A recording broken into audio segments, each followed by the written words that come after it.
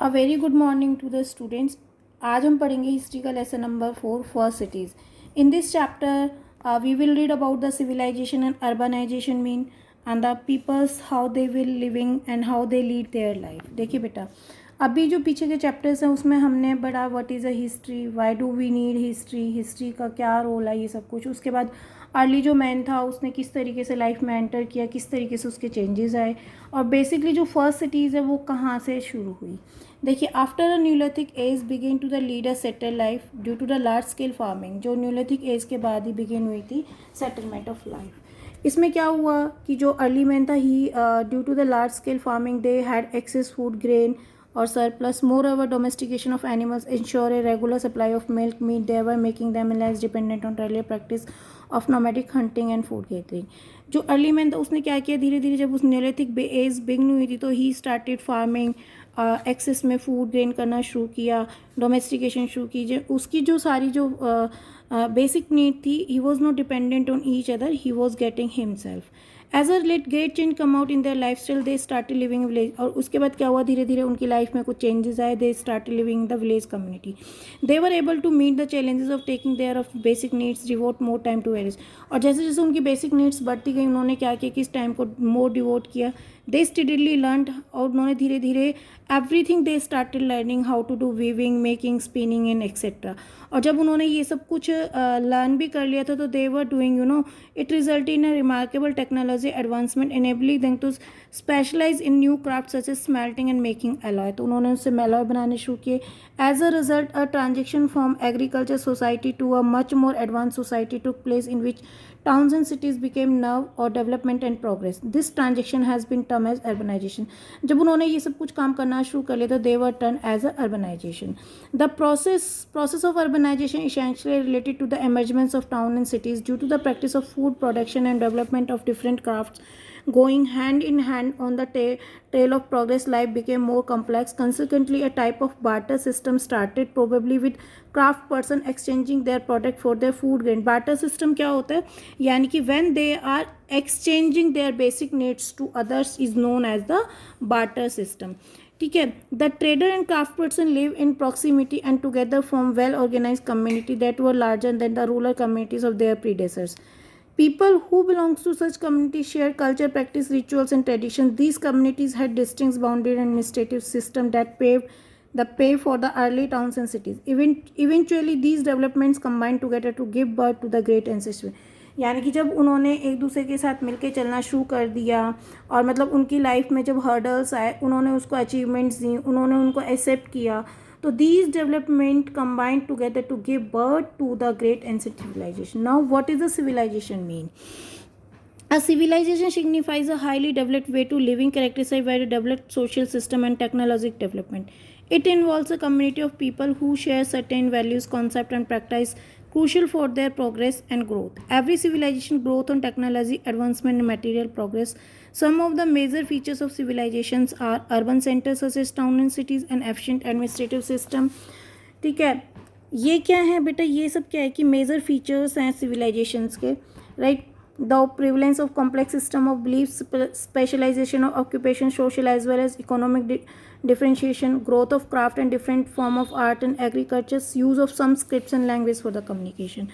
Now, the early human civilizations are also called river valley civilization because they flourish along the bank of certain major rivers। अब देखिए river valley civilizations क्या है, देखिए all ancient civilization flourish on the bank of river for three reasons। first of all, the river provide abundant supply। देखिए three reasons क्या हैं, first है कि the river provide abundant supply of water, secondly land near the rivers extremely fertile agriculture, thirdly could be used for a mean of transportation। जो river valley civilization थी। now Mesopotamia is the present day Iraq, Egypt and India, subcontinent China were the cradles of some of the most important river valley civilization during the ancient period। now Indus Valley civilization were river valley civilization that flourish in the rain drained by the river Indus and its tributary, यानी कि which is drained by the river and its tributary। it was also one of the world most advanced ancient civilization। now इसकी discovery कैसे हुई, the first extensive excavation at Harappa was started Rai Bahadur Shah Dayaram Sahni 1920 में। around the same time in 1920 excavation were also carried out of Mohenjodaro and Rakshadalas Bandyopadhyay. Gradually, the ruins of one of the earliest river valley civilization of the world were unearthed. The first two cities of the Indus Valley civilization to be excavated were Harappa, यानी कि जो to cities थी वो कौन कौन सी थी, Harappa and Mohenjodaro. They were also the two biggest cities of civilization. Harappa was the first city of excavated civilization, also known as the Harappa civilization. Now period and geographical extent. अब इसका period of geographical extent कैसे है वो हम देखेंगे. According to the historians, the Indus Valley civilization began in 2600 BCE. Excavations reveal that is spread over large parts of present day, जो कि आज के टाइम में पाकिस्तान में स्टेट पंजाब, गुजरात, उत्तर प्रदेश, राजस्थान, हरियाणा इसमें फैली हुई है. मैं आपको यदि मैप से भी शो करूँ तो जो ये आप ग्रीन वाला पार्ट देख रहे हैं, ये जो सारा ये यहाँ पे आपको दिखा रखा है, ये सारा क्या है, ये एक्सटेंट है, यानी कि ये फैला हुआ है. ठीक है. Now some of the important cities of Indus valley civilization: Mohenjodaro, Harappa, Lothal, Kot, Dholavira, Rohpur, Rajasthan, Amri, और ये जो कि मैंने अभी आपको यहाँ पे ये सब कुछ दिखाया है. ठीक है बच्चों. Now in the cities and their features. Mohenjodaro and Harappa were plan cities. They have almost identified planning layout.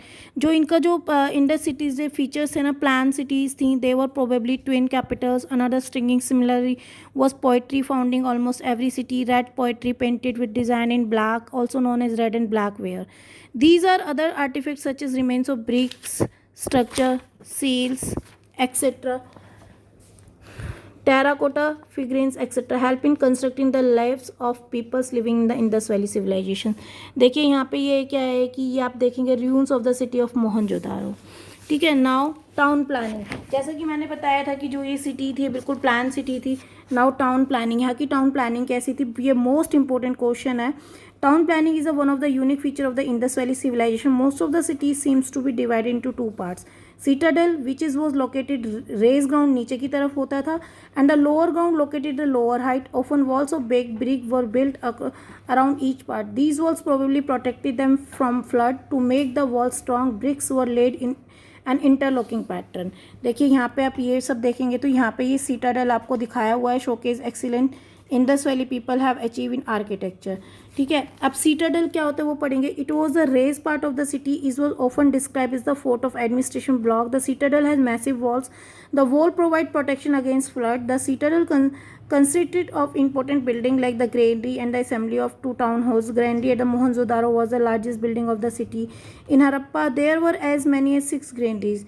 These were circular bricks platform for threshing grains. Near these granary, cracked grains found on the threshing floor source of the Harappa wheat and barley. जो यहाँ का जो mainly जो ग्रू होती थी wheat और barley होती थी, and this is also a structure of the citadel. ठीक है. Now lower town. The lower town was located below the citadel where probably the common peoples live. यहाँ पे बेसिकली कॉमन पीपल लिव होते थे. It was divide into rectangular blocks by the wide road. Rectangular में होता था. These roads run from north to south, east to west. Here the remains of the bricks house can be seen. The drainage system was praiseworthy. Provision were made for the street lighting. अब now great bath. Great bath जो होता था close to the granary, there was a great bath. It was a pool built by the mud circles. It was sealed with the shot of the tar and a drain for the keeping it clean. There were two flight steps to enter in the pool. देखिए आप यहाँ पे इस पोल को ध्यान से देखेंगे तो इस तरीके से यहाँ पे 2 स्टेप्स जो हैं इस पोल में जाने के लिए होती थी. A well discovered on the earthen side is supposed to have been used to fill the pool. Priest and ruler may have bathed here before religious ceremonies. Now houses. यहाँ के houses कैसे होते थे. देखिए houses were 1 or 2 story high. All the houses were made of baked brick of uniform size. Every house is 2 or more room, bathroom, kitchen, circular. ये सब कुछ होता था. Thick walls होती थी. House cool रहता था. Window did not open to the main street क्योंकि houses were free from dust and noise. Roof जो होती थी were flat and most of the houses well bathroom and drains होते थे.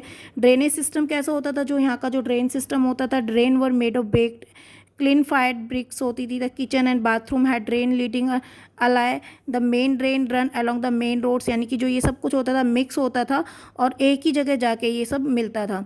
ठीक है. Most of the them were covered with a slab of stones. The drain were cleanly periodically and they were connected to the main drain in the street. जैसा कि मैंने बताया जो यहाँ का जो ड्रेन सिस्टम होता था पूरे घर का जो एक ही ड्रेन में होता था. जैसे कि आप यहाँ पे ये वाला जो ड्रेन सिस्टम देख रहे हो, these was the open drain system but they were covered with the some slabs also. ठीक है. This is all about this chapter. और ऑक्यूपेशंस अब हम नेक्स्ट में शुरू करेंगे. थैंक यू बच्चों.